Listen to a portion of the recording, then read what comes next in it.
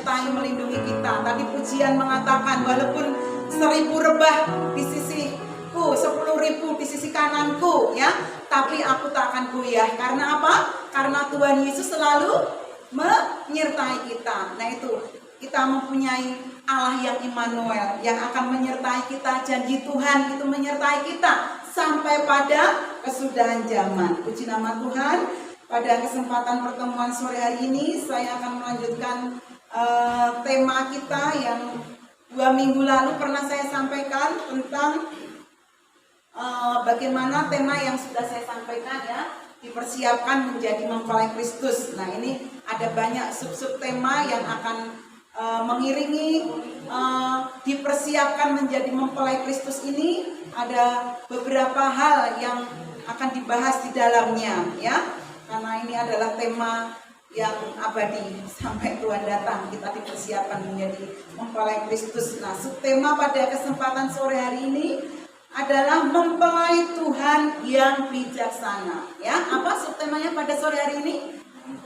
Mempelai Tuhan yang bijaksana. Amin. Mau menjadi mempelai Tuhan yang bijaksana? Amin. Nah, pada sore hari ini kita pelajari bagaimana menjadi sosok mempelai Tuhan yang bijaksana itu, ya. Tuhan membuka kesempatan bagi kita, gereja Tuhan saat ini, ya. Dan pintu kemurahan itu, ya, masih dibuka. Kesempatan bagi gereja Tuhan untuk berlomba-lomba supaya terpilih menjadi mempelai Tuhan.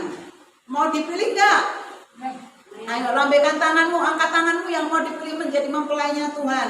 Tentunya yang memilih itu nanti Tuhan, ya, yang memilih itu Tuhan.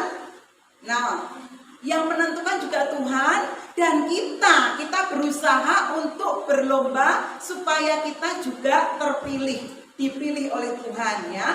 Nah, walaupun Tuhan memilih, tapi kalau kita itu yang dipilihnya itu tidak menghargai korban Kristus, tidak menghargai pilihan Tuhan, nanti Tuhan alihkan yang lain. Nah, jadi kita harus fokus. Kalau kita mau dipilih Tuhan menjadi mempelainya, kita mesti hidup bijaksana. Itu yang Tuhan mau. Jadi tema kita pada sore hari ini mempelai Tuhan yang bijaksana, ya.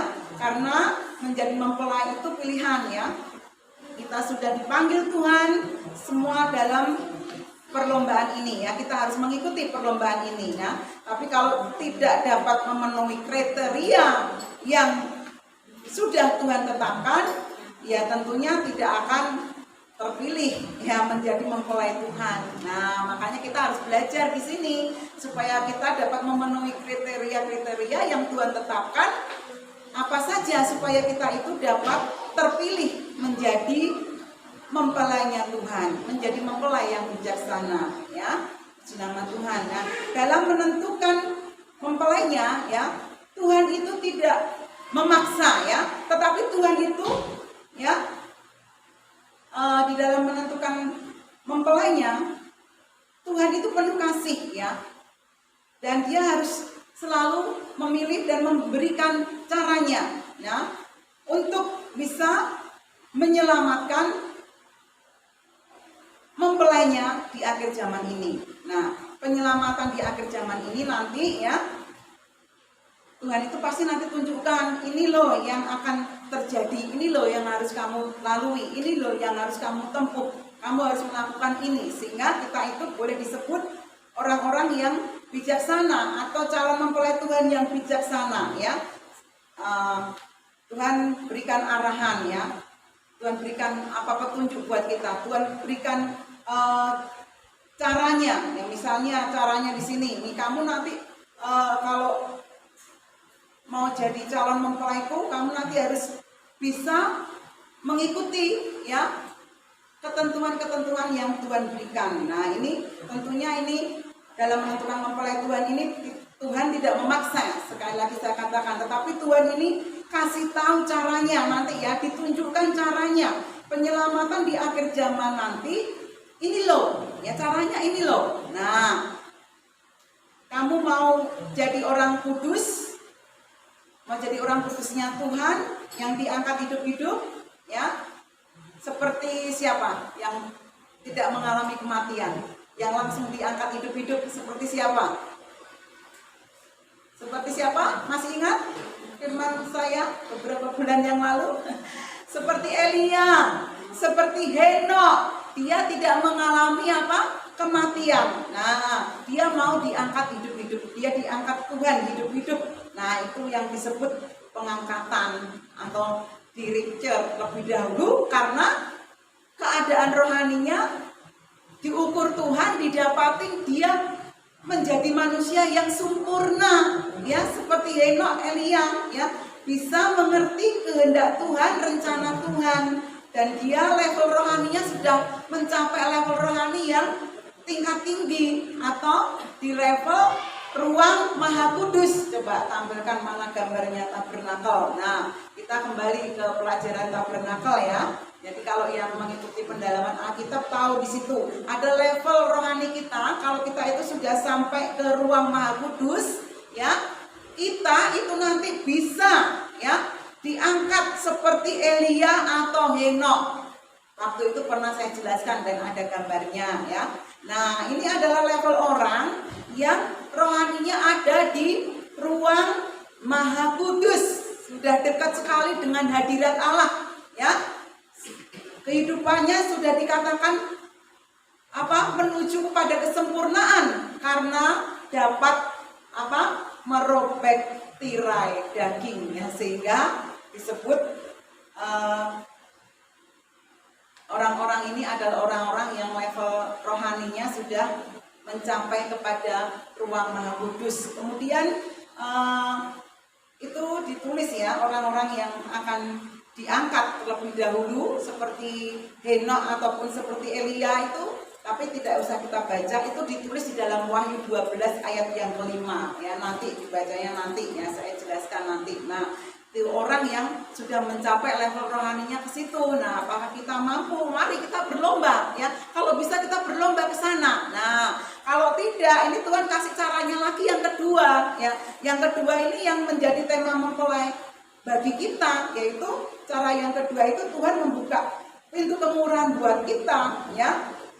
Yaitu kita dijadikan mempelai, yaitu orang-orang yang nanti rohaninya diukur Tuhan, level rohaninya itu ada di ruang kudus. Kalau kita lihat gambar tabernakel, ya, kan ada ruang kudus, ada ruang Maha Kudus. Nah, kalau yang Maha Kudus tadi yang level rohaninya sudah menuju kesempurnaan, yang belum sempurna itu masih di ruang kudus. Nah, itu nanti Tuhan sempurnakan lagi. Makanya nanti jalan Tuhan yang kedua itu nanti diungsikan. Gereja Tuhan atau calon mempelai Tuhan, mempelai Kristus ini nanti kita itu yang diungsikan, itu mempelai Tuhan, ya.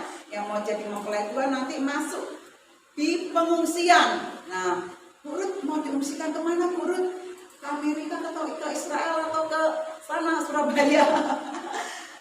Burut juga nggak tahu tempat mau diungsikannya itu kita di mana, tapi firman Tuhan yang memberitahu dengan jelas, ya. Kalau Burut kan nggak tahu kita nanti mau dibawa ke Amerika atau ke Yerusalem atau kemana, tapi firman Tuhan ini menjawab. Kalau ada yang nanyakan kepada saya, Burut, nanti kita mau diungsikan kemana? Ada, ya, ayatnya ada, ya. Jadi kita nanti diungsikan di Wahyu 12 ayat yang ke-6, nanti kita akan belajar ke sana. Nah, diungsikannya itu kita di mana? Ada jawabannya di situ kalau kita baca, ya. Di Wahyu, coba kalau kita baca dulu, ya. Wahyu 12 ayat ke-6. Ini jalan penyelamatan Tuhan, cara penyelamatan Tuhan yang kedua ini melalui diungsikan. Nah, kita baca, ya, Wahyu 12 ayat yang ke-6. Perempuan itu lari ke padang gurun, di mana telah disediakan suatu tempat baginya oleh Allah, supaya ia dipelihara di situ 1260 hari lamanya. Nah, kalau ada yang tanya di mana diungsikan, kita itu gereja Tuhan itu disebut apa? Perempuan. Nah, perempuan itu lari kemana itu? Ke padang gurun. Nah, padang gurun itu adalah suatu tempat yang sudah disediakan Allah, supaya kita itu dipelihara di situ 260 hari lamanya. 260 hari itu sama dengan 3,5 tahun, sama dengan 42 bulan. Itu dituliskan, ya. di situ. Jadi jawabannya kita yang cara penyelamatan yang kedua itu kita sebagai mempelainya Kristus itu kita nanti diungsikan. Kenapa pakai diungsikan dulu Ibu Ruth? Nah, karena kalau kita tidak diungsikan, bumi ini nanti mau dilanda. Nah, ini yang ketiga. Yang ketiga ini nanti kalau tidak memenuhi kriteria sebagai mempelai Kristus, dapat jatah yang ketiga ini. Jadi ada 3 cara penyelamatan ya. Yang satu tadi melalui rapture, yang pertama kali diangkat, yang sudah menuju kesempurnaan imannya, yang ada di ruang Maha Kudus. Kemudian yang kedua itu mempelai Tuhan yang diungsikan di padang gurun, dipelihara Allah selama 3,5 tahun atau 42 bulan atau 1260 hari lamanya. Ketika dunia dilanda antikris, ya makanya tadi lagunya Bu Ambar tadi, ketika 10.000 rebah di sisi kananku, aku tidak goyah karena kita sudah dibawa nih di sini, ya sudah diungsikan selama 3,5 tahun. Nah, kalau kita tidak terpilih di sini, ya tereliminasi, tidak terpilih, ya tidak terpilih menjadi mempelai, karena ini yang menjadi mempelai ya.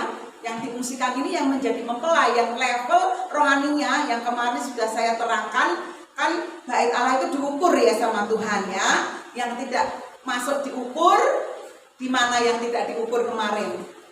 Yang ada di pelataran atau yang ada di halaman. Yang ada di halaman nanti ini yang ketiga. Nah, kalau nggak terpilih yang kedua berarti masuk golongan yang ketiga. Nah, yang ketiga ini yang tertinggal, yang tidak dipilih menjadi mempelai. Nah, ini kita perlu belajar, kita perlu mengetahui. Jangan sampai kita ini sudah dikasih tema menjadi mempelainya Kristus, ya sudah dipasang dengan spanduk yang di depan kita ini, itu menjadi ingatan kita, memacu iman kita supaya kita itu menjadi mempelainya Kristus. Supaya kita tidak ketinggal, supaya kita tidak menjadi golongan orang yang ketiga tadi, yang Kristen halaman atau Kristen pelataran. Itu dijauhkan dari kita, dihindarkan dari kita, jangan sampai kita ke situ. Nah, jadi tujuan Tuhan kita itu sebetulnya untuk penyelamatan itu Tuhan sudah memberikan pintu kemurahan yang tak terhingga. Menurut keadilan dan kemahakuasaan Tuhan, ya sudah ada pilihannya. Nah, pilihannya ini ditentukannya bukan besok, ketika masa itu terjadi, bukan. Ketika masa itu nanti sudah terjadi, kita baru angkat tangan, baru aku pilih yang jadi mempelai, aku pilih yang diarpaso dulu, yang diangkat dulu. Nggak bisa ditentukan nanti, ya. Pemilihan itu nanti ditentukannya mulai sekarang, bahkan sudah mulai dari dulu sejak kita punya iman kepada Yesus. Itu ditentukannya saat kita ini sekarang ini dan selanjutnya selama Tuhan masih memberikan kesempatan untuk terus melakukan kebenaran firman Tuhan, ya, untuk selalu melakukan kebenaran firman Tuhan. Nah, untuk 2 hal yang menjadi mempelai tadi ya, yang diangkat dulu dan yang menjadi mempelai. Nah, untuk 2 hal yang di atas itu penentuannya mulai sekarang, ya mulai sekarang ini. Ya, kita sudah harus mempersiapkan diri. Kalau ini dipersiapkan, kita mempersiapkan. Kalau Kristus itu kita itu mau dipersiapkan Tuhan, kita mempersiapkan ya. Kita mempersiapkan diri ya. Maksudnya yang mau diangkat lebih dahulu hidup-hidup seperti Elia, seperti Henokh, dan yang mau menjadi mempelainya Kristus, mempelainya Tuhan yang diungsikan tadi. Nah, kita harus mempersiapkan diri untuk mendapatkan tempat itu ya. Tentunya kalau mempersiapkan diri itu gampang atau mudah? Repot atau santai? Tentunya repot ya, repot tentunya ya. Penuh penyangkalan diri ya. Harus bijaksana ya, bisa memperhitungkan segala sesuatu ya, tahu ukuran ya, tahu ya, pasti dikasih tahu ya kalau sebagai mempelai ya kan. Nah, jadi dalam cerita gadis-gadis yang bijaksana itu dia membawa minyak pelita, tapi mereka itu bisa memperhitungkan ya, memperkirakan minyak yang dibawa itu harus sekian ya untuk menyongsong mempelai yang akan datang nanti. Nah, jadi tidak seperti gadis yang bodoh ya, dia hanya asal-asalan, dia hanya membawa, pokoknya datang bawa pelita, tidak diperiksa, akhirnya pelitanya padam mati ya. Dia tidak bisa menyongsong ya kedatangan mempelai itu. Nah, Tuhan, nah mempersiapkan diri dengan baik di sini kita itu berjaga-jaga, yaitu berjaga-jaga itu seperti tadi yang kita baca di dalam Matius tadi bahwa ya bagi mempelai Tuhan itu kedatangan Tuhan itu tidak seperti pencuri. Nah, karena dia apa? Dia tahu saat mau kedatangan Tuhan itu dia tahu tanda-tandanya ya, bukan tahu harinya atau jamnya itu nggak ada yang tahu itu, tapi seorang mempelai ini nanti diberitahu tanda-tandanya, dikasih tahu arahannya, dikasih tahu kalau Tuhan mempelainya itu mau datang. Jadi karena dia calon mempelai ya dikasih tahu sehingga dia itu dapat mempersiapkan diri dengan baik. Beda dengan yang bodoh tadi, dia nggak tahu apa-apa sehingga dia tidak mempersiapkan diri dengan baik. Nah, berjaga-jaga itu mempersiapkan diri ya. Kita baca di dalam Matius 24 ayat 37 sampai 44. Ya, Matius 24 ayat 37 sampai 44. Nah, kita akan membaca. Sudah? Matius 24. Ya, masih loading. Nah, saya terangkan aja dulu di sini ya. Nanti kita baca, saya jelaskan dulu. Jadi bagi mempelai Tuhan ya, kedatangan Tuhan itu bukan seperti pencuri ya. Yang seperti pencuri itu bagi mereka yang tidak siap sedia. Nah, bagi mereka yang tidak siap sedia, yang bodoh, yang tidak mempersiapkan diri, kedatangan Tuhan itu seperti pencuri. Ya, seperti pencuri. Tetapi bagi yang mempersiapkan diri, kedatangan Tuhan itu bukan seperti pencuri. Coba kita baca ya. Sebab sebagaimana halnya zaman Nuh, demikian pula halnya kelak pada kedatangan Anak Manusia. Terus cepat aja. Sebab sebagaimana mereka pada zaman sebelum air bah itu makan, minum, kawin dan mengawinkan sampai pada hari Nuh masuk ke dalam bahtera, dan mereka tidak tahu akan sesuatu sebelum air bah itu datang dan melenyapkan mereka semua. Demikian pula lah halnya kelak pada kedatangan Anak Manusia. 40. Pada waktu itu kalau ada 2 orang di ladang, yang seorang akan dibawa dan yang lain akan ditinggalkan. Terus cepat aja. Kalau ada 2 orang perempuan sedang memutar batu bilangan, yang seorang akan dibawa dan yang lain akan ditinggalkan. Karena itu berjaga-jagalah, sebab kamu tidak tahu pada hari mana Tuhanmu datang. Nah, coba di situ tadi ada yang kata-kata seperti pencuri, ya. Ayat berapa tadi? Ayat 37, coba dari ayat 37. Nah, di sini ya,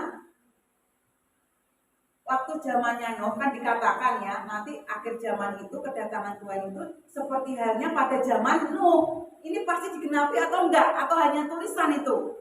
Saya bertanya sekarang, ini hanya tulisan atau nanti digenapi seperti itu? Pasti digenapi. Kalau Tuhan berfirman itu enggak pernah gagal. 1 iota pun tidak akan pernah tidak digenapi. 1 titik pun pasti akan digenapi. 1 huruf pun akan digenapi. Enggak ada firmannya yang gagal. Semua firman Tuhan ini akan digenapi ya. Jadi akhir zaman nanti akan seperti zamannya siapa? Nuh. Nah, ketika kita tahu ceritanya tentang Nuh ya, Nuh itu diselamatkan bersama seisi rumahnya, 1 keluarga 8 orang, karena Nuh mendengar perkataan Tuhan, karena Nuh mendengar janji Tuhan. Ya, kalau Nuh nggak mendengar janji Tuhan, nggak mendengar perkataan Tuhan, nggak percaya kepada firman-Nya Tuhan, tentunya Nuh dan keluarganya nggak selamat.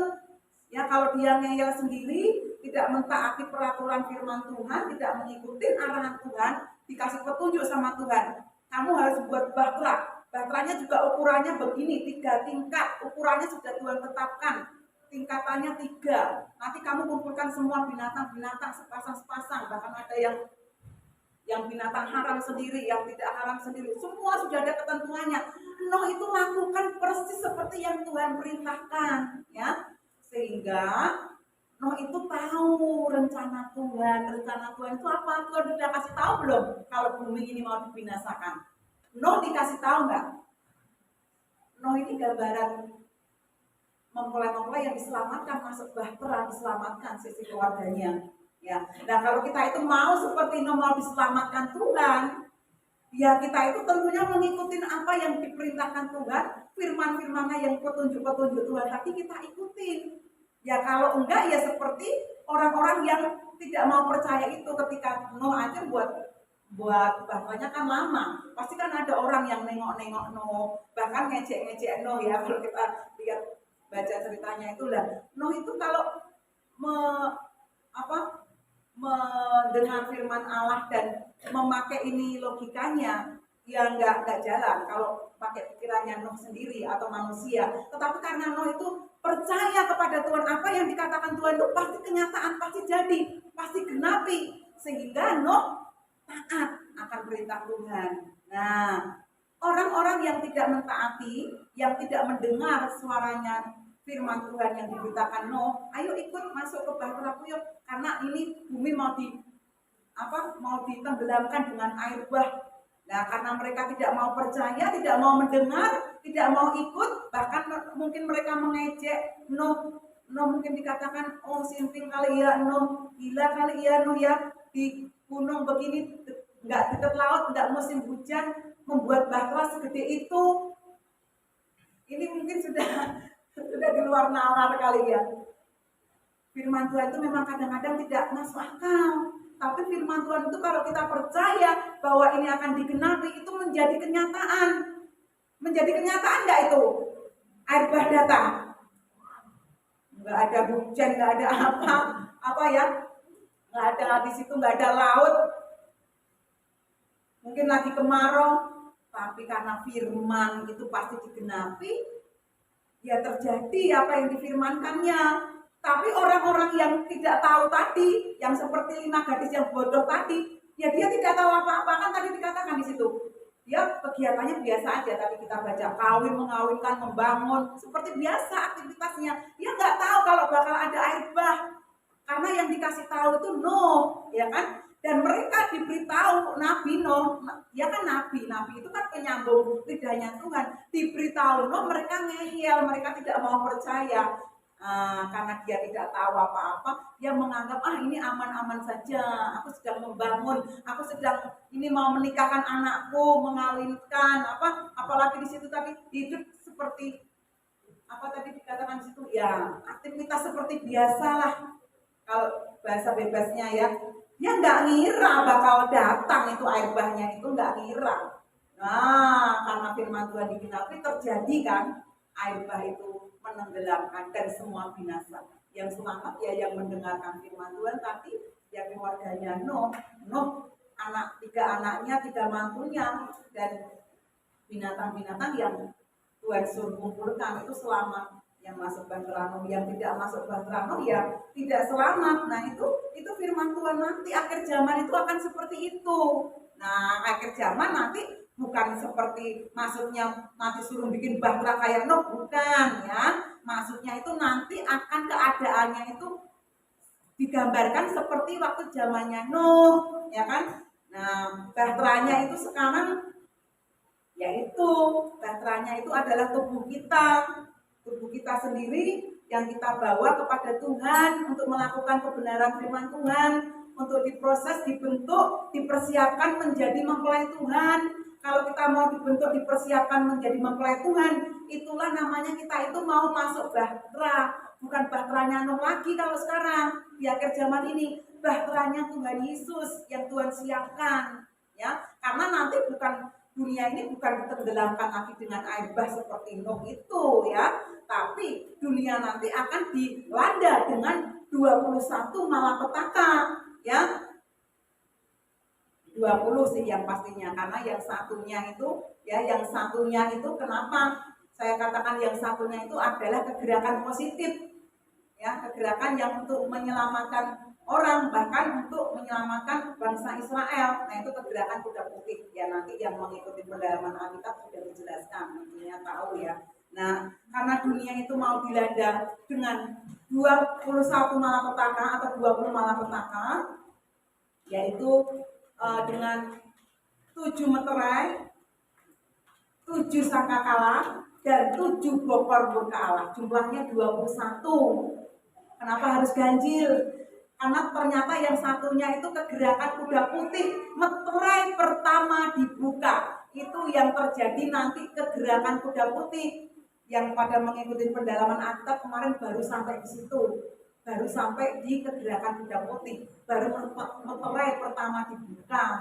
Dan nanti kan kegenapannya itu bukan cuma meterai pertama yang dibuka, ada meterai kedua, ketiga sampai meterai ke-6 dibuka. Nanti kegenapannya itu akan Tuhan berikan, akan digenapi di muka bumi ini. Nah, kita mempelai Tuhan yang dipersiapkan Tuhan ini dikasih tahunya lewat apa? Lewat firman Tuhan, ya. Kalau kedatangan Tuhan itu bulan, jam, tanggalnya nggak dikasih tahu, tapi tanda-tandanya itu kita nanti pasti tahu. Kalau sebagai calon mempelai itu tentunya senang membaca surat cintanya Tuhan. Dulu yang sudah pernah pacaran, kalau dulu kan nggak ada HP ya, kalau dikasih surat itu disimpan, dibaca lagi. Nah, kalau kita kan sekarang lewat WA, ya kan, lewat apa. Nah, suratan Kristus itu adalah firman Tuhan. Surat Kristus itu firman Tuhan, ya. Jadi kalau kita yang rajin mendalami firman Tuhan, menyelidiki firman Tuhan, membaca firman Tuhan, meneliti, ya kita itu nanti ngerti rencana Allah. Tetapi kita yang males, ya pokoknya datanglah hari Minggu, tapi dia nggak mau mendalami firman Tuhan, nggak mau membaca firman Tuhan. Ya kalau anak sekolah coba, ya kan, ya sekolah pokoknya berangkat, tapi dikasih PR nggak dikerjakan, ujian nggak ikut, nggak pernah belajar, kira-kira apa itu? Kira-kira nilainya bagus atau merah? Merah, pasti ketinggalan dengan temannya, pasti nggak naik kelas. Nah, kalau kita di dalam Tuhan juga seperti itu, ya. Kalau kita itu males, nggak mau pendalaman Alkitab, nggak mau belajar firman Tuhan, pokoknya aku cukup tahu disitulah diselamatkan masuk ke surga. Nah, surga itu ada tingkatannya, coba Mas gambarnya. Surga itu saya katakan berkali-kali, jangan cuma mikir kerajaan surga, nanti masuk kerajaan surga dimasukkan belum satu ruangan kotak itu. Enggak loh, kalau gitu Tuhan nggak adil, nggak maha adil. Yang masa pencuri yang ada di sebelah kanan Yesus yang baru bertobat, Tuhan bilang, hari ini juga karena engkau percaya kepadaku, hari ini juga engkau masuk dalam Firdaus. Firdaus itu surga kecil, saya bilang, ya kan, bukan belum surga yang Yerusalem baru itu belum. Surga kecil itu Firdaus, hari ini juga engkau. Nah, apakah pencuri yang di sebelah kanan Yesus itu nanti mahkotanya atau kemuliaannya apakah sama dengan Rasul Paulus yang dia menjadi penginjil ulung yang memenangkan banyak jiwa? Ya, tentunya beda. Ya, saya yakin itu yang bertobat langsung percaya Yesus cuma itu aja, dia kan nggak melakukan banyak firman, dia pencuri, penjahat, tadinya dia nggak banyak melakukan kebenaran firman Allah kan. Nah, tentunya mungkin dia masuk surga karena Tuhan sudah janjikan kan, kamu masuk ke Firdaus. Tapi mungkin surga yang tadi, yang di pelataran, ya, di pelataran kemuliaannya beda. Dia masuk surga benar, tapi di pelataran. Coba mana gambar surganya? Bisa nggak digedein? Nah, itu nanti saya jelaskan. Bukan yang kotak tadi. Nah, kalau belajar tabernakal kan sudah tahu ya. Nah, tabernakal itu kan miniatur kerajaan surga. Semua anak sekolah tahu peta kan? Peta Indonesia, peta zaman, peta dunia tahu kan? Google Map tahu kan? Kalau kita cari alamat, cari tempat. Nah, itu peta ya. Nah, peta kerajaan surga ini adalah tabernakel. Ya, tabernakel yang Tuhan suruh buat Musa itu petanya kerajaan surga. Ada halaman, ada ruang kudus, ada ruang maha kudus. Berarti surga itu berapa? Tingkat berapa? Tingkat 3. Itu sudah dinubuatkan sejak zaman Nuh. Makanya Tuhan bilang kembali ke Nuh tadi. Tuhan itu ada maksudnya loh, nggak asal-asalan bikin kapal suruh 3 tingkat. Nah itu cara penyelamatan Allah itu di 3 tingkat ini. Itu sudah dinubuatkan sejak zamannya Nuh bahwa bahtera keselamatan itu 3 tingkat kan zamannya Nabi Nuh. Yang dibuat Musa, tabernakel Musa berapa tingkat juga? 3 juga ruangannya kan. Pelataran, ruang kudus, ruang maha kudus. Nah surga itu miniaturnya itu, tabernakel itu miniaturnya kerajaan surga. Gambaran kerajaan surga, kalau nggak tahu miniatur ya, gambaran kerajaan surga, petanya kerajaan surga. 3 tingkat juga, ya kan? Ada nanti di sana ada ruang pelataran, ada di surga di ruang kudus, ada di surga di ruang maha kudus yang dekat sekali dengan hadirat Allah, yang sejajar dengan mempelai itu yang mempelai Tuhan tadi. Jadi nanti makanya kan ada perjamuan kawin anak domba kan. Nah, perjamuan kawin anak domba itu nanti kalau kita pelajari di PA ya, di pendalaman Alkitab, itu kenapa lamanya 30 hari? Kok perjamuan kawin kan biasanya sama sehari kan, kita manusia ngadakan atau 3 hari. Ini perjamuan kawin anak domba, ya, perjamuan kawin anak domba itu antara gereja Tuhan di seluruh dunia yang menjadi mempelainya Tuhan dan Tuhan Yesus Kristus sebagai rajanya, sebagai mempelai laki-laki surganya. Itu perjamuan kawinnya itu 30 hari. Ya, kenapa 30 hari Purut? Nah, karena membagi warisan kerajaan surga yang orangnya berem-eman tadi, yang masuk kerajaan surga, yang mahkotanya beda-beda, kemuliaannya beda-beda, posisi tempatnya, tingkatannya beda-beda. Makanya 30 hari Tuhan itu mengadakan pembagian, penentuan tempat. Ya, penentuan tempat, ini di sini posisimu nanti di kerajaan surga. Di sini nanti posisimu. Ini mahkotamu yang ini, kemuliaanmu yang ini. Nah, makanya kan ada pernah hamba Tuhan dibawa katanya ke surga. Mungkin itu Firdaus, mungkin itu hanya penglihatan seperti Rasul Yohanes. Ya, ada hamba Tuhan diperlihatkan kok ada rumah-rumah yang belum jadi. Ya, kok ada mahkota bagus-bagus.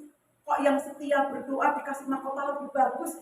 Kok ini katanya pendetanya yang kota, kok pendetanya kok malah kecil. Nah, itu kan yang tahu kemuliaan itu Tuhan, nanti yang memberikan. Kalau kita sudah lihat gambaran ini, berarti di surga itu kemuliaannya beda-beda. Itu yang saya dapat di map kayak gitu ya, di Google itu kerajaan surga Yerusalem baru itu kok gambarannya nanti seperti itu. Ya, gambaran itu cuma gambaran ya yang dibayangkan manusia. Yerusalem baru itu nanti seperti itu karena kota 4 persegi. Nah, kalau 4 persegi kan gambarannya itu tadi kota kayak kubus ya. Nah, di situ itu disebut Yerusalem baru, ya. Sudah keadaannya sudah beda, nggak ada yang di dunia ini nggak ada di sana, ya. Bahkan itu sudah ditulis, kita itu dikasih tahu loh, ya. Kalau orang-orang yang belum tahu di surga itu kayak apa sih gambarannya itu sampai sudah dikasih tahu. Gimana kalau mau tahu ya baca di kitab Wahyu itu, Wahyu 21, 22 itu Yerusalem itu Wahyu 22 itu kalau dibaca. Nah itu keadaannya bagaimana itu, bentuknya kota persegi ya kan, ya itu tadi makanya terdapat gambarnya tadi di situ ya kan. Nah di situ kita akan diberikan kemuliaan kepada Tuhan. Nah jadi kita bisa mengerti rencananya Tuhan ya, apa-apa yang harus kita siapkan kalau kita menjadi mempelai yang bijaksana. Kita harus menjadi mempelai yang bijaksana. Disebut bijaksana, tadi saya katakan orang yang bijaksana itu adalah bijaksana yang di dalam Tuhan. Orang bijaksana itu adalah orang yang dapat memahami rencana Tuhan. Ya, coba kita baca Mazmur 90 ayat 12. Ya, jadi kita menghitung hari-hari itu, ya, adalah orang yang bijaksana. Dikatakan orang yang bijaksana karena kita menghitung hari-hari. Nah, makanya kita disebut orang yang bijaksana, orang yang dapat mengerti waktu ya, membaca firman dan memahaminya ya, membaca keadaan zaman dan berkaca kepada firman Tuhan ya, sehingga kita dapat memahami rencana Tuhan untuk hari-hari yang akan datang ya. Apa-apa yang harus kita kerjakan, apa-apa yang harus kita siapkan itu kita tahu. Kalau orang yang bijaksana tadi kan, 5 gadis yang bijaksana tadi kan tahu loh, sudah mempersiapkan dulu ya, sudah mengisi minyaknya, cadangan minyak dulu ya, sehingga dia itu mempersiapkan dengan baik ya. Jadi dalam mempersiapkan diri sebagai mempelai Kristus, yang pertama kita harus membangun dengan fondasi yang kuat ya. Dasarnya adalah kasih. Nah, kasih kita kepada Tuhan itu harus kuat ya, iman yang kuat ya. Dasarnya batu itu adalah Yesus sebagai batu, sebagai juru selamat. Kita harus mengenal Yesus secara pribadi, mengenal pribadinya Yesus, ya kan? Kalau kita baca itu Matius 7 ayat 24, coba Saudara Puji minta tolong dibacakan ini. Minta tolong berdiri dibacakan Matius 7 ayat 24. Kalau bisa duduknya di depan. Jangan mengandalkan ini layar ya, layarnya lagi lemot. Jadi bawa HP-nya atau Alkitabnya, minta tolong maju ke depan. Ini lagi loading soalnya ininya ya. Jadi Matius 7 ayat 24 dengan cepat dibaca. Matius 7 ayat 24. Setiap orang yang mendengar perkataanku ini dan melakukannya, ia sama dengan orang yang bijaksana, yang mendirikan rumahnya di atas batu. Nah, orang yang bijaksana tadi dia mendirikan rumahnya di atas batu. Supaya apa? Dia memikirkan perhitungannya. Kalau bikin fondasi itu nggak mungkin cuma tanah saja, cuma pasir saja. Kalau rumahnya supaya kuat, fondasinya harus batu. Nah, kalau orang bijaksana itu memperhitungkan kekuatannya berapa, ukuran semennya berapa, batunya yang model apa. Nah, fondasinya batu. Kalau orang membangun rumah, kalau fondasinya asal-asalan ya mudah roboh. Kan ayat berikutnya kalau kita baca kan, datanglah banjir, datanglah hujan, datanglah badai, apa roboh rumah itu kalau dasarnya nggak kuat. Nah, dasar iman kita itu juga harus kuat. Dasarnya yaitu firman Tuhan Yesus Kristus. Yesus itu harus mempribadi dalam hidup kita. Kita itu harus mengenal Tuhan lebih lagi, harus mengenal pribadinya Tuhan, harus mengerti firman-Nya Tuhan. Pribadinya Tuhan itu terwujud di dalam suratan cintanya Tuhan, di dalam firman-Nya Tuhan. Itulah pribadi Tuhan Yesus. Pribadi Tuhan Yesus itu kalau kita mau memperdalam, kalau kita mau mengenal pribadinya Tuhan Yesus, ya, kita itu memahami ya, mempribadikan 4 Injil. 4 Injil itulah pribadi Tuhan Yesus yang berpenampilan sebagai raja, sebagai anak manusia, sebagai anak domba, ya, sebagai singa. Singa itu sebagai raja, ya. Penampilan Yesus itu di dalam wujud 4, di dalam 4 Injil itu, ya. Penampilan Yesus sebagai anak manusia, sebagai hamba, sebagai raja, sebagai anak Allah. Itulah 4 Injil. Nah, kalau 4 Injil aja belum mempribadi, kita belum tahu kisahnya, cerita tentang Yesus. Kalau mau ceritanya tahu pribadinya Yesus, kisah cerita tentang Yesus itu di 4 Injil yang kita pelajari. Makanya ada kan Matius, Markus, Lukas, Yahya, Matius, Markus, Lukas, Yohanes, itulah 4 Injil. Nah, kalau kita mau memahami firman Tuhan yang lebih dalam lagi, mau mengerti suratan-suratan para nabi, Tuhan berbicara kepada nabi-nabinya. Ya, kalau nabi-nabi besar dulu kita membaca itu di dalam, kalau kita mau mengerti kita para nabi, suaranya nabi saat itu, yaitu PL, perjanjian lama, ya, dari Kejadian sampai Malayaki, itu harus mempribadi dalam hidup kita. Kita harus belajar. Nah, kalau kita mau mengerti apa suaranya rasul-rasul, ya, murid-muridnya Tuhan Yesus, mengikuti rasul hujan akhir, ya, kita mengikuti suara-suaranya rasul. Karena Rasul itu juga mendapat ilham dari Tuhan untuk menuliskan kitab ini. Ya, ya setelah Yohanes itu apa? Kita baca di suratan-suratan itu ada suratan kan dari Kisah Rasul sampai Wahyu. Itulah surat yang ditulis rasul-rasul. Ya, itu kita pahami. Jadi Alkitab ini terbagi dari Perjanjian Lama, kemudian Injil, kemudian juga ada firman yang disampaikan oleh para rasul, ada Wahyu, ya. Nah, nubuatan-nubuatan para nabi itu yang ditulis di dalam suratan-suratan. Nah, seperti itu ya. Jadi kalau yang pertama tadi kita harus membangun dengan fondasi yang kuat, ya, yang ditulis dalam Matius 7 ayat 24. Dasarnya adalah firman Tuhan, adalah Yesus Kristus sebagai dasar di dalam hidup kita supaya iman kita itu kuat. Iman percaya kita kepada Tuhan Yesus itu kuat, yang kasih kita kepada Tuhan Yesus itu kuat. Yang kedua, kita menggunakan kesempatan dan waktu yang ada dengan baik. Mazmur 90 ayat 12. Tadi kan sudah kita baca. Coba gantian. Saudara Yehuda bacakan Mazmur 90 ayat 12. Kita ulangi. Mazmur 90 ayat 12. Ajarlah kami menghitung hari-hari kami sedemikian, hingga kami beroleh hati yang bijaksana. Nah, itu kita harus mempergunakan waktu yang ada, mempergunakan kesempatan yang ada. Untuk apa? Untuk kita bisa mempersiapkan diri dengan baik, ya.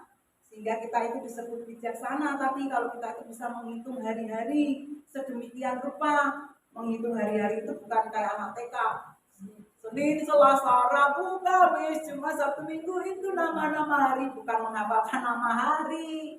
Bukan ya, menghitung hari itu artinya itu kita itu dapat membagi waktu dengan baik, dapat mempergunakan waktu ini dengan sebaik-baiknya, menggunakan kesempatan ini dengan baik untuk banyak mencari kerajaan Allah lebih dahulu. Itu yang disebut bijaksana.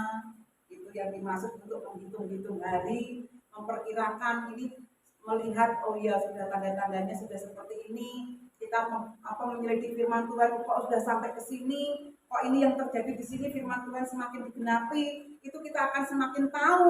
Itulah kita nanti disebut bijaksana, itulah menghitung hari-hari.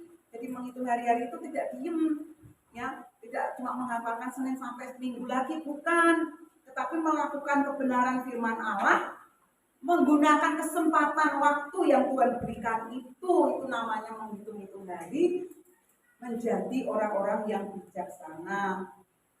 Kemudian yang ketiga, meninggalkan kefasikan dan rupa-rupa keinginan duniawi. Nanti ada yang minta tolong salah satu lagi membacakan di dalam Titus 2 ayat 12. Saya minta tolong. Titus 2 ayat 12, gantian ya.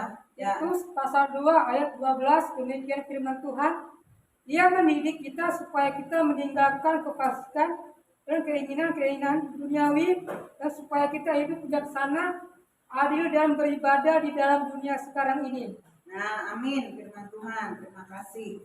Nah, jadi kita itu meninggalkan kefasikan dan rupa-rupa keinginan duniawi kalau kita mau memenuhi karakter mempelai tadi, ya. Yang pertama tadi kita harus membangun dalam dasar fondasi yang kuat, saya ulangi. Yang kedua kita harus menggunakan waktu, menghitung-hitung waktu, menggunakan waktu kesempatan yang baik dengan baik, ya kan. Kemudian yang ketiga kita meninggalkan kefasikan dan rupa-rupa keinginan duniawi. Nah, ini kalau kita bahas panjang banget, waktunya nanti nggak cukup ya. Itu nanti baca PR lagi, kasih PR setiap pertemuan sama Bu Ruth. Baca nanti ini, rupa-rupa keinginan duniawi itu apa Bu Ruth? Kalau saya jabarkan satu persatu nanti lama. Itu ada di dalam Galatia 5 ayat 19 sampai 21. Itulah rupa-rupa keinginan duniawi ya. Tidak usah kita baca. Nah, kalau kita dapat mempersiapkan diri dengan baik, maka akan menjadi orang yang bijaksana, dan inilah yang akan dipilih Tuhan menjadi mempelainya Tuhan, ya, yaitu gereja Tuhan yang tidak bercacat, tidak bernoda, suci dan sempurna. Itu yang dipilih Tuhan. Ada ketentuannya, ya kan? Susah nggak kira-kira ini lagi belajar mau jadi mempelai? Ayo maju terus, semangat ya, supaya kita semua berlomba-lomba. Jangan ada yang ketinggalan kita. Kalau bisa kita semua dipilih Tuhan menjadi mempelainya Tuhan. Itulah tujuan kita ya. Itulah tujuan Tuhan ya kan? Kita baca di dalam Daniel 12 ayat 10. Minta tolong lagi saudara Puji yang suaranya keras. Daniel 12 ayat 10 dengan suara keras. Saya mohon saudara Puji di depan aja deh supaya suaranya masuk ke sini. Duduknya di depan. Daniel 12 ayat 10.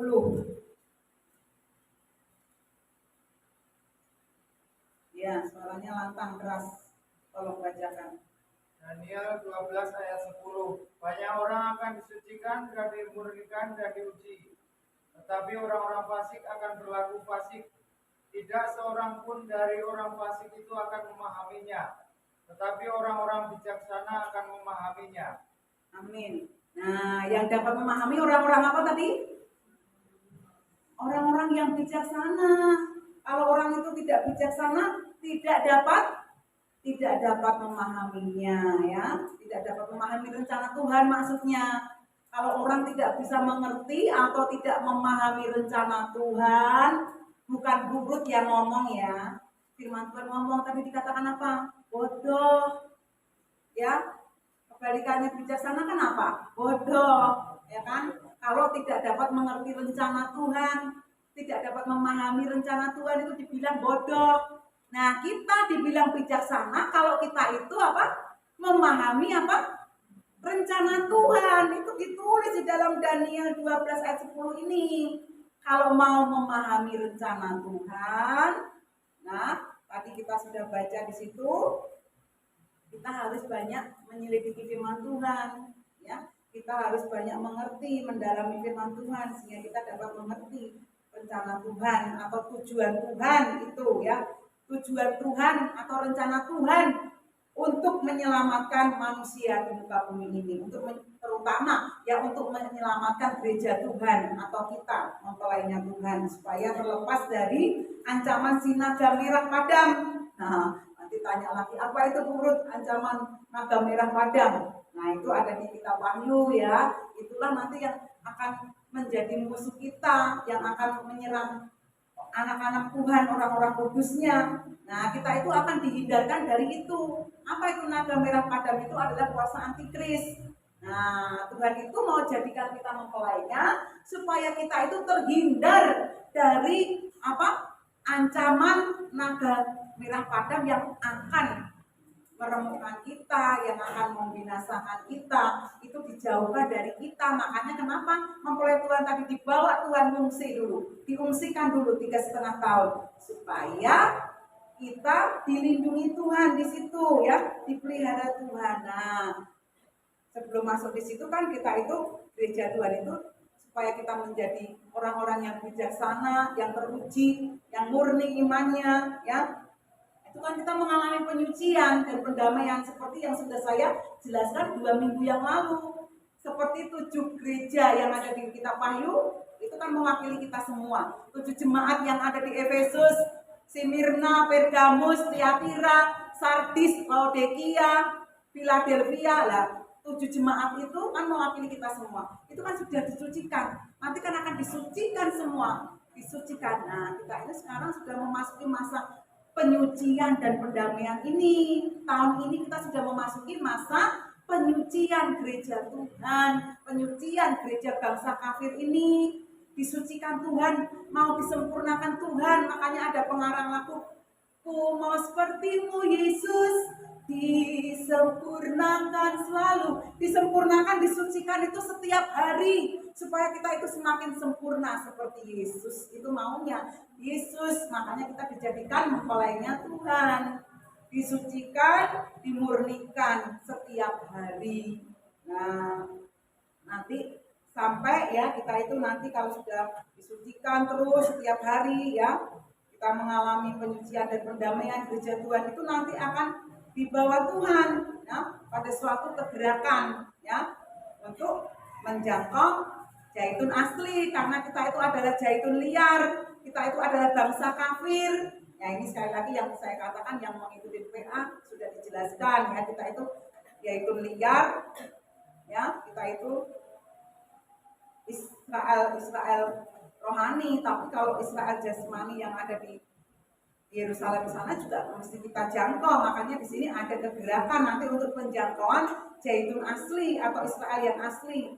Yang di kitab Wahyu itu disebut kegerakan kuda putih. Nah, ini nanti meluncurnya setelah meterai pertama dibuka. Nanti akan ada kegerakan kuda putih.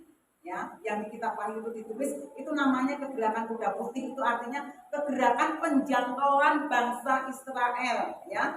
Kalau nanti digenapi, rencana Tuhan akan terus digenapi, ada urutannya ya, atau akan ada hal-hal yang dikerjakan Tuhan yang akan terjadi secara kronologis seperti yang sudah ditulis dalam firman Tuhan, khususnya pemberitaan akhir zaman. Ini akan berlanjut secara kronologis, berurutan nanti hal-hal yang akan terjadi di muka bumi ini. Nah ini kalau yang nggak bijaksana nggak bakal mengerti, nggak dapat memahami ini rencana Tuhan ini. Nah kalau nggak bisa memahami, akhirnya kita itu hanya santai-santai. Banyak kan yang dirinya bobokkan, yang carinya, kalau cari Tuhan itu ya hanya motivasinya berkat, kesembuhan, kesehatan, berkat. Ya enggak dengan tulus hati rindu mau mengerti rencana Tuhan. Ya, padahal kita itu sekarang itu waktunya sudah masa penyucian dan pendamaian kepada Tuhan.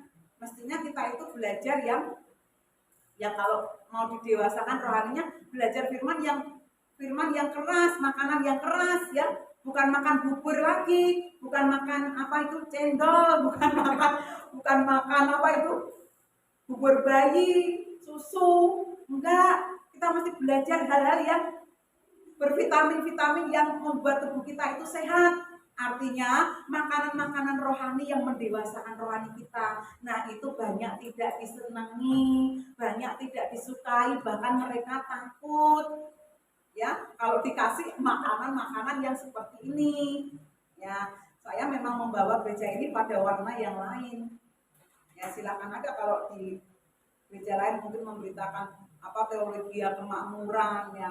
Saya percaya kok teologi kemakmuran itu nggak usah disampaikan kalau kita itu melakukan firman Tuhan dengan sendirinya. Tuhan itu yang memelihara hidup kita ya. Yang penting kita itu sekarang kasih pengajaran yang membawa orang itu bisa diselamatkan nanti. Tujuan semua orang di dunia ini ya, pemeluk agama apapun tujuannya mana? Surga itu pasti tujuannya ya. Nah kalau kita itu tahu tujuannya itu endingnya ke sana, kan kita nggak mau kan tinggal di sini terus, kecuali tinggalnya 1000 tahun damai nanti ya bersama dengan Tuhan. Itu yang kita nantikan. Makanya itu kan ada tahap-tahapannya ya, nggak langsung ujuk-ujuk Yerusalem baru ke surga, enggak. Makanya pencurian di sebelah Yesus, Tuhan bilang nanti hari ini juga kamu masuk Yerusalem baru ya, kan nggak gitu kan Tuhan? Enggak. Tuhan bilangnya hari ini juga engkau masuk ke Firdaus. Allah. Ada sistemnya kerajaan surga itu, ada ketentuannya, ada tahap-tahapannya, ya kan?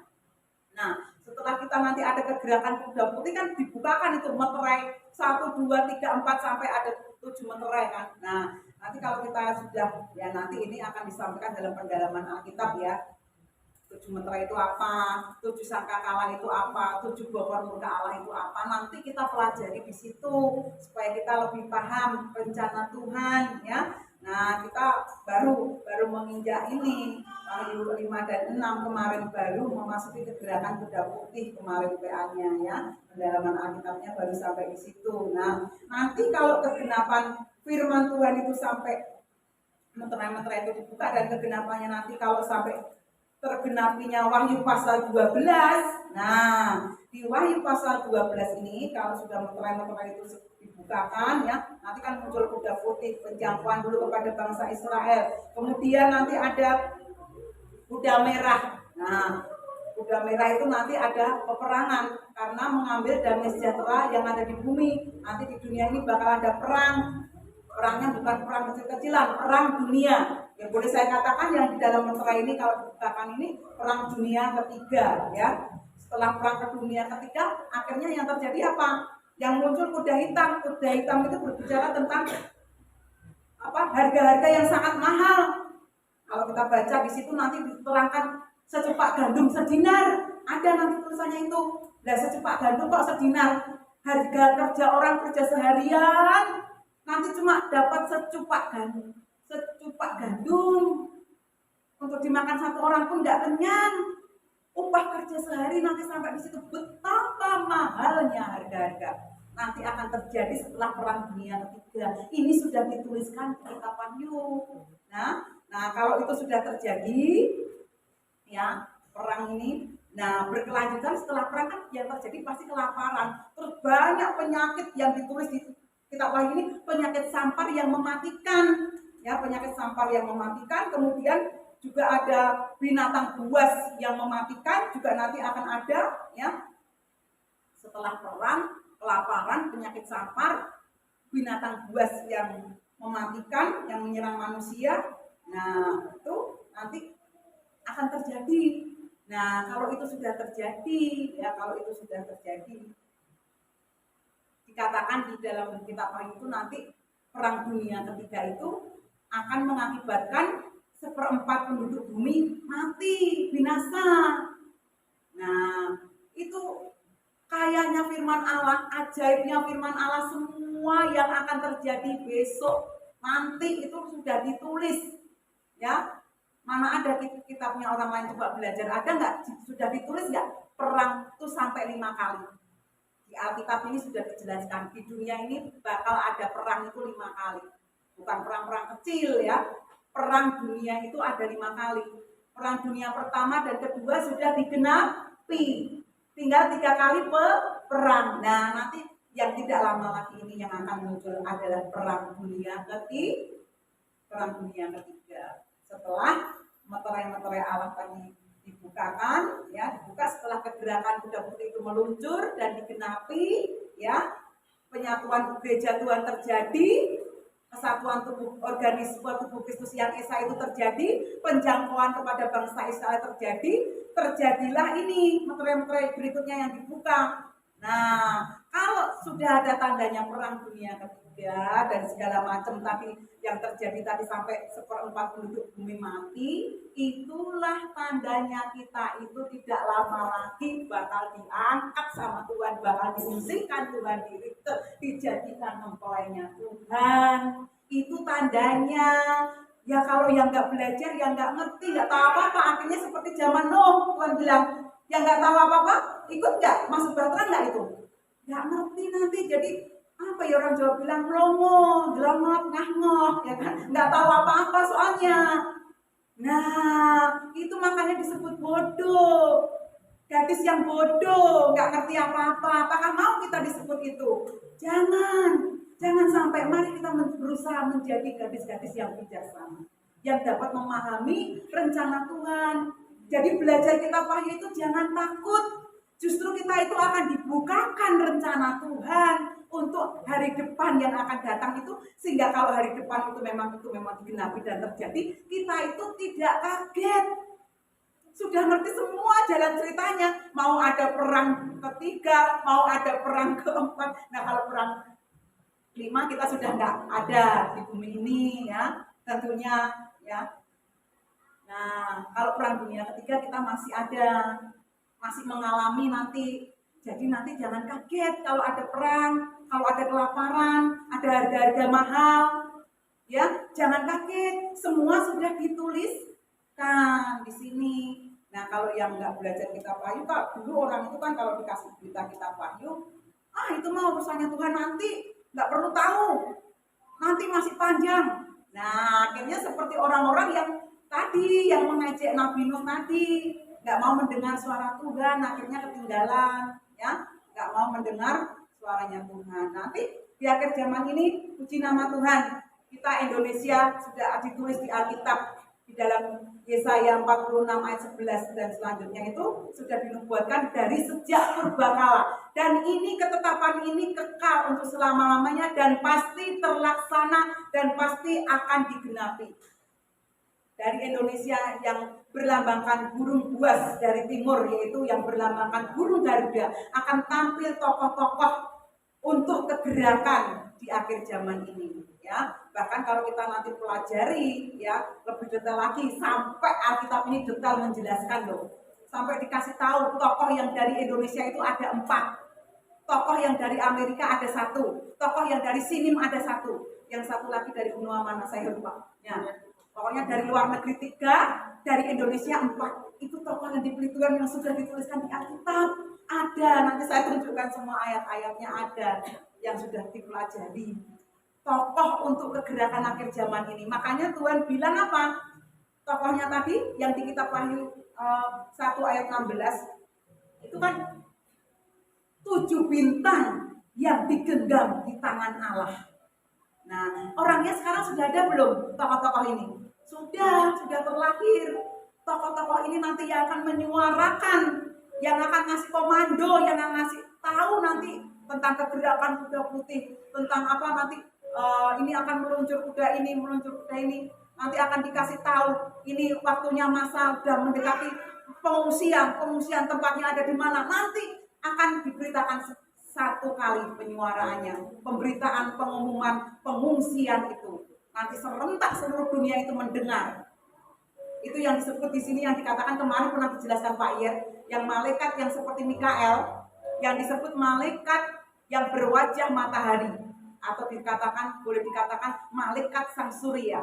Nah, malaikat sang surya itu nanti membawai 7 tokoh, yaitu 7 bintang yang digenggam di tangan kanan Allah yang ditulis dalam Wahyu 1 ayat 16. Itu nanti yang akan memimpin kegerakan ini. Jadi jangan bingung, loh nanti gimana Bu caranya mengungsi? Udah ada ini nanti panduannya. Hamba-hamba Tuhan inilah nanti yang dipakai. Makanya disebut malaikat sidang, bukan malaikat yang turun dari surga yang digambarkan bersayap itu, bukan. 7 malaikat yang ditulis dalam kitab Wahyu ini malaikat sidang.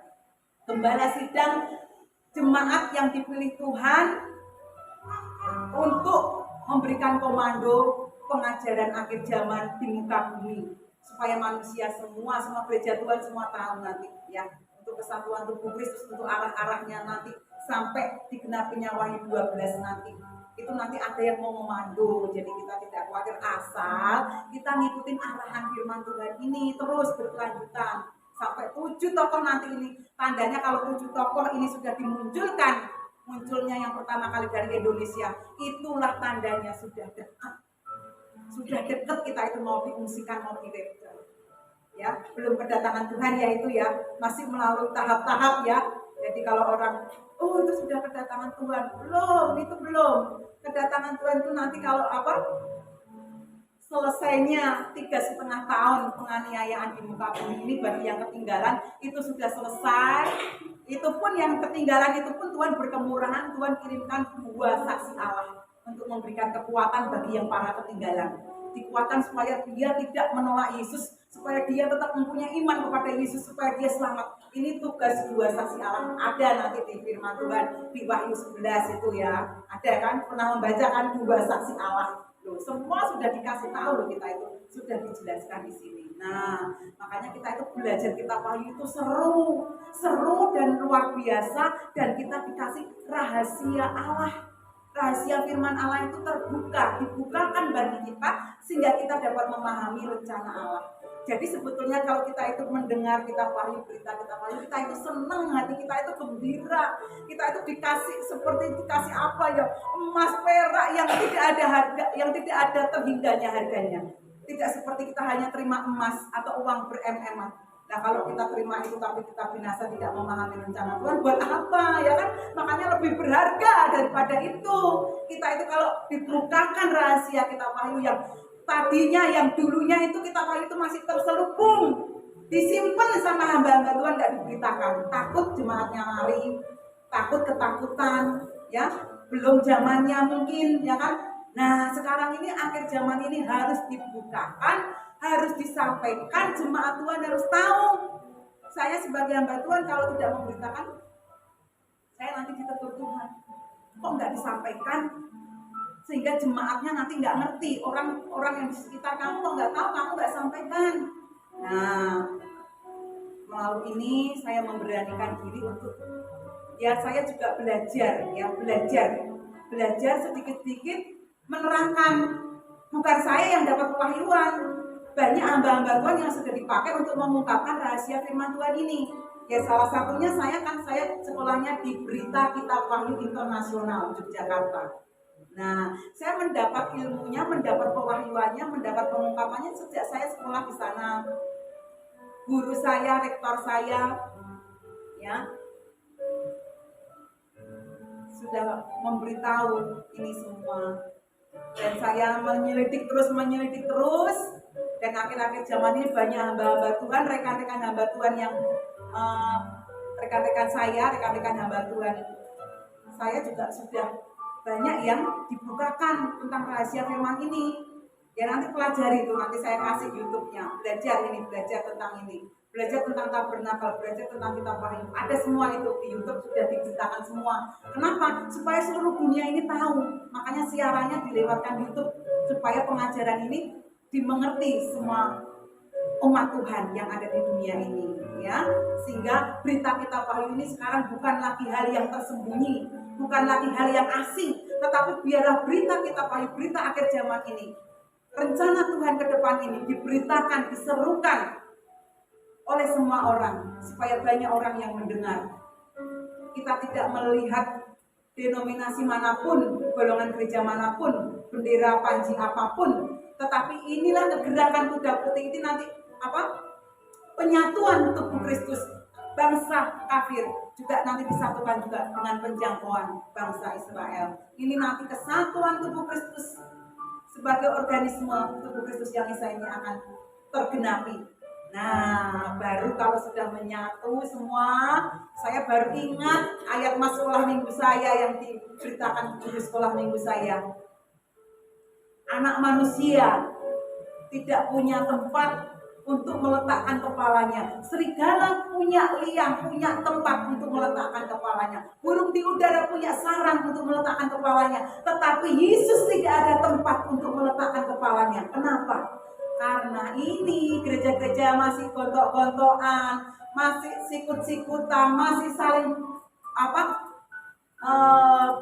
pegang panjinya masing-masing, doktrinnya masing-masing, benderanya masing-masing, nama gerejanya masing-masing, belum bersatu dalam satu pengajaran organisme tubuh Kristus yang esa. Dan nanti kalau ini sudah yang dinamakan kegerakan kuda putih ini sudah menjangkau gereja-gereja se-Indonesia bersatu, gereja-gereja seluruh dunia bersatu, kita bersama-sama menjangkau gereja-gereja seluruh dunia ini sampai klimaknya nanti penjangkauan kepada Israel, sehingga kita yang sudah disatukan ini menimbulkan rasa cemburu kepada bangsa Israel. Wah, luar biasa ya, gereja-gereja sudah menyatu, pengajarannya menyatu, bersatu menjangkau bangsa Israel. Nah, di sini kalau sudah menyatu, baru Tuhan Yesus itu datang meletakkan kepalanya. Kita itu tubuh sebagai calon mempelainya, kepalanya itu Yesus. Baru Tuhan Yesus itu datang meletakkan kepalanya. Itu tergenapilah ya ayat tadi. Kalau sekarang ini Tuhan Yesus belum bisa meletakkan kepalanya karena gereja-gereja belum nyatu, pengajaran juga belum nyatu. Nah, kalau semua sudah paham rencana Allah ini dalam kesatuan tubuh Kristus, satu pengajaran, satu firman yang murni itu sama, seluruh dunia itu sama, nggak pegang doktrinnya masing-masing, sudah merata semua pengajaran firman Allah, pengajaran akhir zaman, pengajaran rencana Allah untuk memahami rencana Allah ke depan. Itulah yang disebut kesatuan tubuh Kristus yang esa, organisme tubuh Kristus yang esa. Bukan organisasi ya, bukan menyatukan organisasi, bukan ya, organisme tubuh Kristus yang esa. Nah, itu nanti baru firman Allah ini tergenapi di dalam kitab Wahyu ini, di dalam kehidupan kita ya. Kiranya sore hari ini kita akan diberkati oleh kebenaran firman Tuhan. Kita akan baca, sudah bisa dibaca sebagai ayat yang terakhir. Kita baca di dalam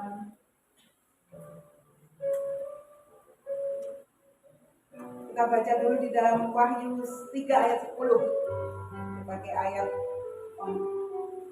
yang menjelang terakhir ini, masih ada 2 ayat ya.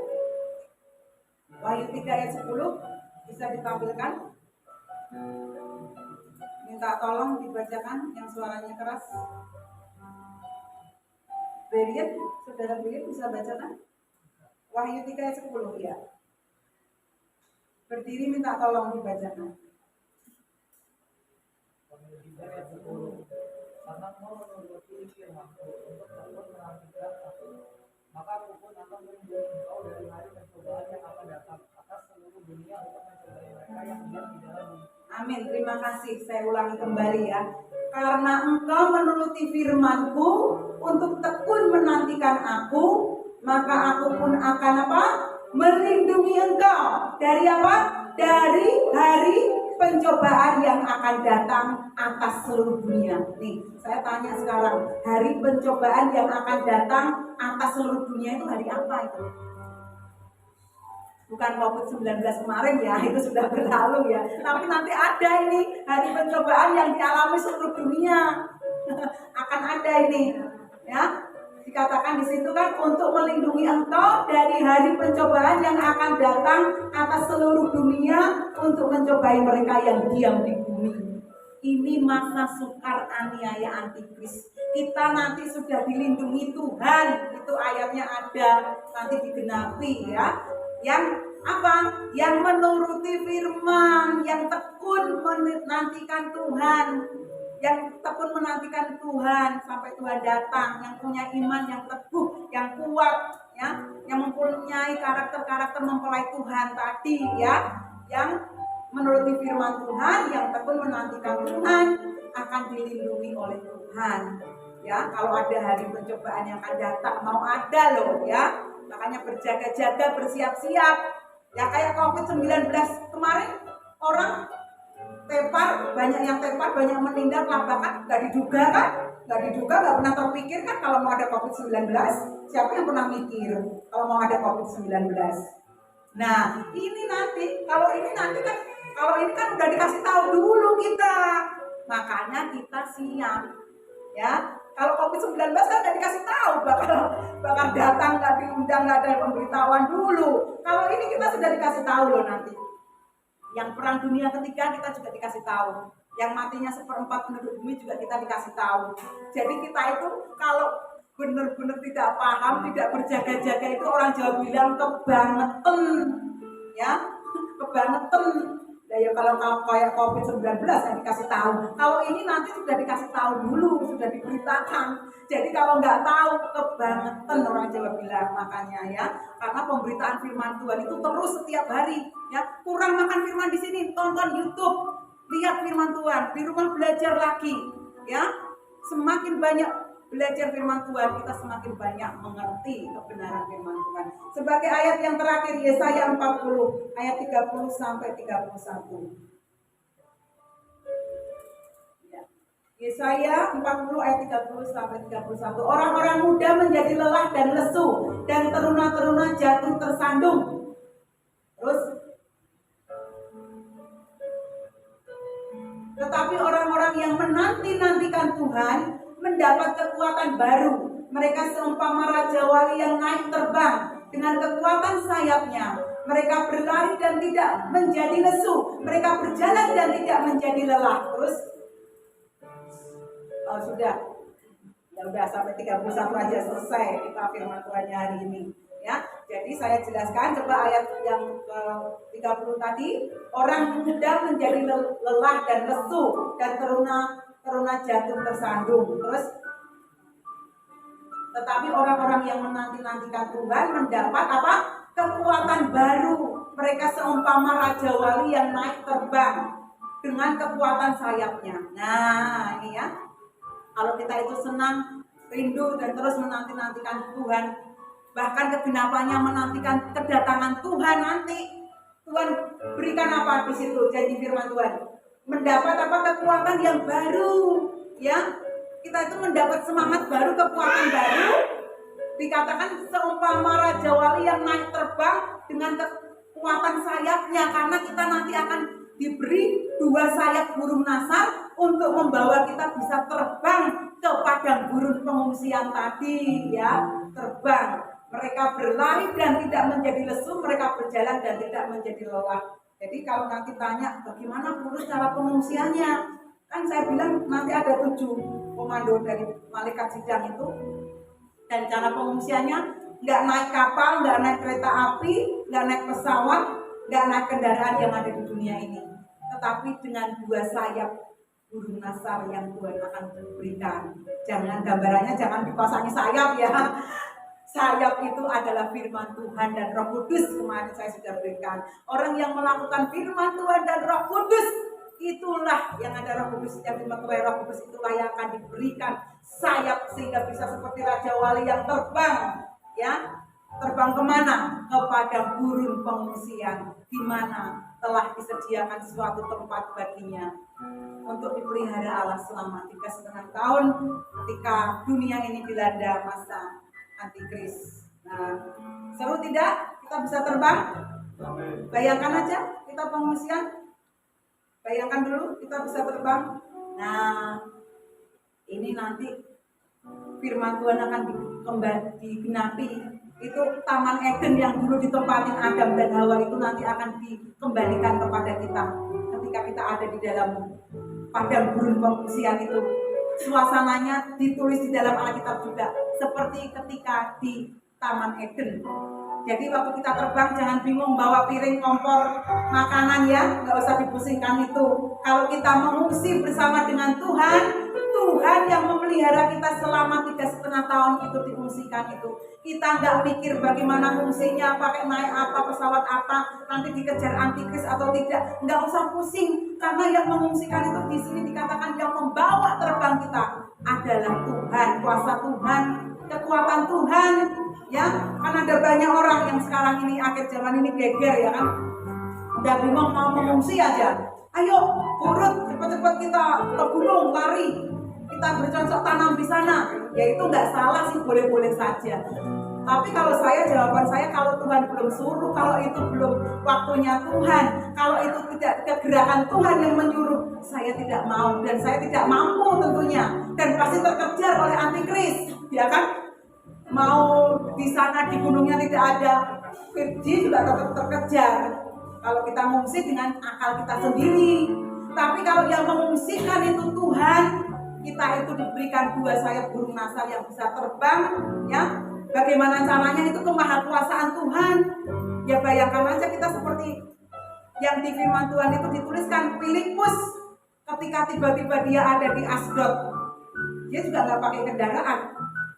Ketika dia habis membaptis Sida di Ethiopia, tiba-tiba dia ada di Asdod dalam waktu berapa detik.